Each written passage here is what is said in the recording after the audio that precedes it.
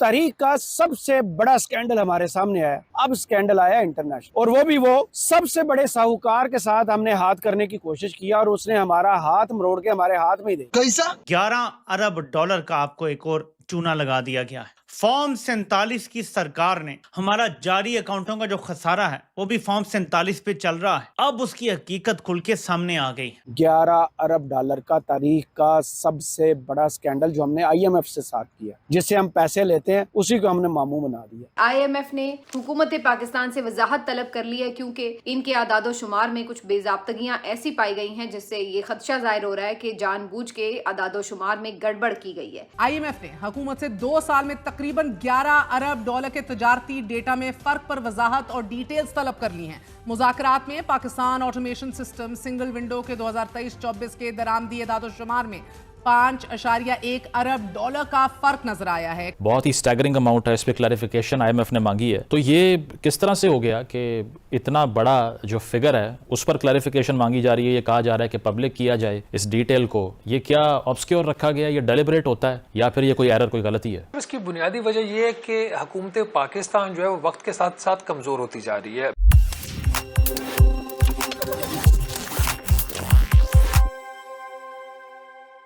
नमस्कार दोस्तों, एक बार फिर पाकिस्तान की सच्चाई सबके सामने आ गई है। IMF यानी अंतर्राष्ट्रीय मुद्रा कोष ने पाकिस्तान सरकार को 11 अरब डॉलर यानी करीब 97,000 करोड़ रुपए के ट्रेड डेटा घोटाले में रंगे हाथों पकड़ लिया है। दोस्तों, पाकिस्तान की सरकार ने पिछले 2 सालों में अपने ट्रेड आंकड़ों में भारी हेरफेर की है। इन्होंने IMF और दुनिया को एक डेटा दिखाया और जब जांच हुई तो निकला कुछ और। पाकिस्तान की PRAL और PSW नाम की एजेंसियों के रिपोर्ट किए गए आंकड़ों में 11 अरब डॉलर का फर्क मिला है। IMF ने तुरंत पाकिस्तान को फटकार लगाते हुए पूरे मामले की पारदर्शिता और जवाबदेही मांगी है। अब IMF इस घोटाले की सच्चाई सबके सामने लाने की बात कर रहा है। मीडिया रिपोर्ट्स के मुताबिक पाकिस्तान के PM शहबाज शरीफ ने मजबूरी में जांच कमेटी बना दी है, लेकिन सच सामने आ गया है। दोस्तों, ये मामला पाकिस्तान की आर्थिक हालत को पूरी तरह बेनकाब कर देता है। पाकिस्तान मीडिया किस तरह अपनी सरकार की पोल खोल रहा है वो आगे देखेंगे इस वीडियो में।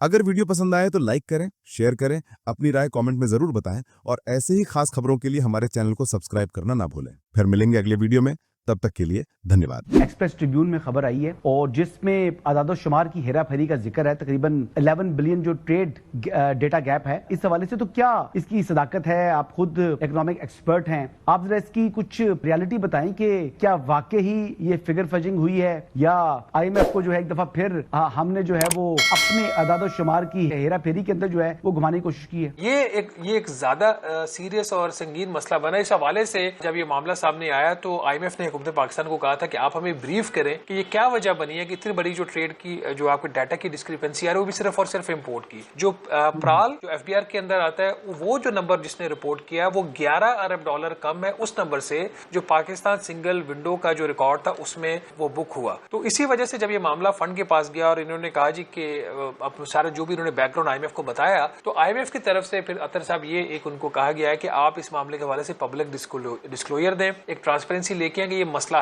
है क्या। तमाम जो हुकूमती अदारे खासतौर पर जो PBS है उनकी गालबन ये ख्वाहिश नहीं है कि इसको ऑफिशियली पब्लिक किया जाए। उनका ये ख्याल था कि जो काइंड ऑफ रिएक्शन मीडिया से आ सकता है और जो आपको नजर आ गया कल स्टोरी छपने के बाद जिस किस्म का इसके ऊपर रिएक्शन आया, तो इसी वजह से हुकूमत इसको पब्लिक नहीं करना चाह रही थी। तो बुनियादी तौर पर प्राल और पाकिस्तान सिंगल विंडो के दरमियान जो डाटा जो बुक किया दोनों एंटिटीज ने सेपरेटली, उसमें 11 अरब डॉलर का फर्क है। खबर बता रही है कि जो IMF है उसको भी हुकूमत ने चूना लगाने की कैसे कोशिश की है। IMF ने एक रिपोर्ट जारी की है जिसके मुताबिक उसका ये कहना है कि पाकिस्तान ने जो आदादो शुमार उनके साथ शेयर किए हैं पिछले 2 साल में, माली साल में, उसमें 11 बिलियन डॉलर की बेजाब्तगियां देखी गई हैं और ये बेजाब्तगियां जो हैं वो इंपोर्ट एक्सपोर्ट्स की जो फिगर्स हैं उनमें ऐसा लग रहा है कि गड़बड़ से नजर आ रही हैं, जिसमें मुख्तलिफ जो बरामदात हैं उनका हजम शायद कम करके दिखाया जा रहा है। और ये भी बताया जा रहा है कि जनाब इस पूरी गेम में बज़ाहिर जो मकसद है वो ये लग रहा है कि जो पाकिस्तान का करंट अकाउंट डेफिसिट है, जो पाकिस्तान का तजारती खसारा जिसको कहा जाता है, ट्रेड डेफिसिट जो है, वो भी इनको कम करके दिखाया जाए और इसकी वजह से जो आपकी बरामदात और दरामदात हैं उनके दरमियान तवाज़ुन दिखाने के लिए कुछ फिगर्स जो हैं वो उसमें गड़बड़ नजर आ रही है। تو اب یہ اسی طرح کی خبر ہے کہ اب ان پہ حیرت بھی نہیں ہوتی. اس کی وجہ یہ ہے کہ یہ تو اس بات کے ماہر ہیں کہ یہ اعداد و شمار کو ہیر پھیر کر کے بدل لیتے ہیں. آپ کوئی بھی فارم 45 منگوا کے دیکھ لیں ہلکوں کا, آپ کو پتہ چل جائے گا کہ کس طریقے سے یہ 3 کو 8 بنا لیتے ہیں, 1 کو 9 بنا دیتے ہیں, اور کچھ بھی کر سکتے ہیں. تو جو ایسے کر سکتے ہیں وہ پھر یہ تھوڑی بہت ہیرا پھیری یہاں پہ بھی کر سکتے ہیں. لیکن بات یہ ہے کہ ملک کے اندر تو آپ کی یہ ہیرا پھیریاں چل جاتی ہیں, لیکن کیا بیرون ملک بھی آپ اس طرح کی کوئی ہیرا پھیری کر سکتے ہیں؟ آئی ایم ایف نے اس کے اوپر وضاحت طلب کر لی ہے, اور دیکھتے ہیں کہ وہ ایسے میں آئی ایم ایف کو مطمئن کر پاتے ہیں یا نہیں. ان کا جی ڈی پی بھی جھوٹ, ان کا ٹریڈ بیلنس کے اعداد و شمار بھی جھوٹ, ان کے کرنٹ اکاؤنٹ ڈیٹا کے اعداد و شمار بھی جھوٹ. کہ پاکستان نے 2023-24 میں $5.1 ارب کا ڈیٹا چھپایا اور 2024-25 میں $5.7 ارب کا ڈیٹا چھپایا. اب اگر میں آپ کو اصل نمبر بتاؤں تو وہ یوں ہوں گے کہ 2023-24 میں ہمارا کرنٹ اکاؤنٹ ڈیفیسٹ $2 ارب نہیں بلکہ $7 ارب ہوا.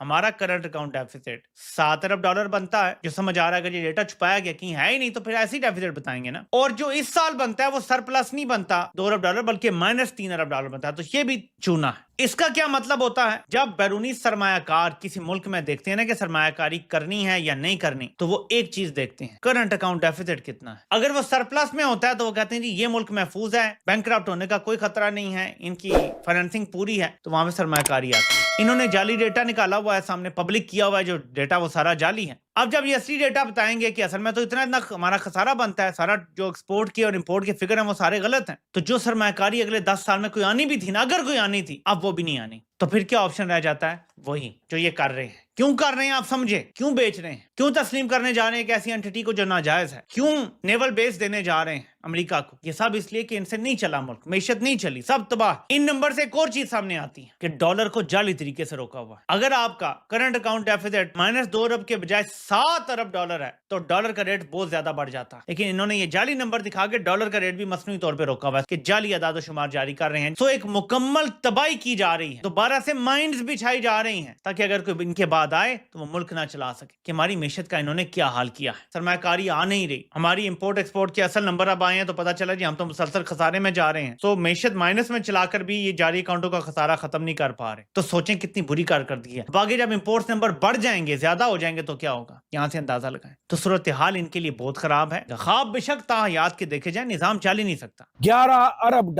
وہ ادارہ جس سے ہم $1 ارب لینے کے لیے ناک سے لکیریں نکالتے ہیں, گھٹنوں کے بل بیٹھتے ہیں, پتہ نہیں کیا کچھ ظلم ہم اپنی عوام پر کرتے ہیں, کتنی اقسام کے ٹیکس ہم پر لگتے ہیں, تب جا کے وہ مالیاتی ادارہ خوش ہوتا ہے اور پھر ہماری جولی میں چند سکے ڈالتا ہے, جس کے کھنکھناہٹ سے ہمارے جو حکمران ہیں ان کو چین کی نیند آتی ہے, کیونکہ عوام پر تو یہ پیسے لگنے نہیں ہوتے, یہ لگنے ہوتے ہیں اشرافیہ پر. اور اشرافیہ کے جو بابوز ہیں ان کے پاس طرح طرح کی ٹیکٹکس, ایسے ایسے فارمولے ہیں کہ وہ بیرونی دنیا کو متاثر کرنے کے لیے, ان سے فراڈ کرنے کے لیے, فورجنگ کرنے کے لیے بڑے ہنر مند ہیں. ہم صرف پاکستانیوں سے دھوکہ نہیں کرتے, ہم اپنے لوگوں کو صرف فراڈ نہیں لگاتے, ہم 1700 ارب جو ہے وہ صرف گندم سکینڈل میں نہیں کماتے, ہم 250 ارب صرف پیٹرولیم مصنوعات کی مد میں نہیں کھاتے. ہمارے پاس اور بھی گن ہیں, 5 ارب کی ہم چینی ایسے ادھر ادھر نہیں کر دیتے اور بار بار ٹینڈرز کرتے. ہمارے پاس اور بھی ہنر ہے, اور ہنر دیکھیے, کاریگری چیک کیجئے کہ دنیا کے سب سے بڑے ساہوکار جس کی جیب سے ایک پیسہ نکالنا دنیا کا مشکل ترین کام ہے. آئی ایم ایف جہاں پنجے گاڑتا ہے اس ملک کی معیشت تباہی ہوتی ہے, اس ملک کے عوام کبھی خوشحال نہیں ہوئے. لیکن ہمارے پاس دوسرا حل بھی کوئی نہیں.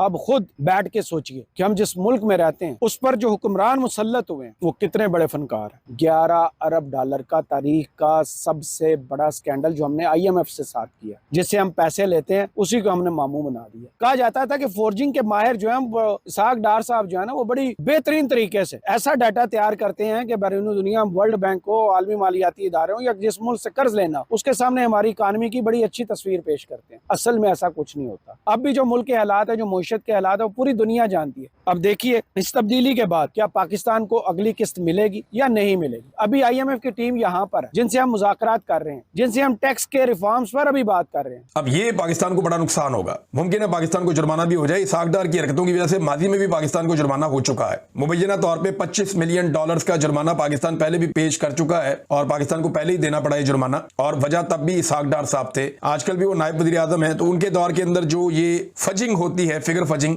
یہ ایک نارمل چیز ہے. वो इकोनॉमी को ट्विस्ट करके चीजों को इधर का इधर लिख के वो 2 नंबरी करते हैं, फिगर के साथ खेलते हैं। यानी महंगाई ज्यादा होगी तो वो कह देंगे जी कम लिख दो, चलो इसको इतना लिख दो। वो अगर इंपोर्ट्स ज्यादा हो रही हैं तो कहीं इसको कम करके दिखा दें जरा थोड़ा सा। तो पाकिस्तान सिंगल विंडो को भी इस्तेमाल किया गया है। अफसोस की बात यह है, खत्म, bye bye, Tata, good bye, गया।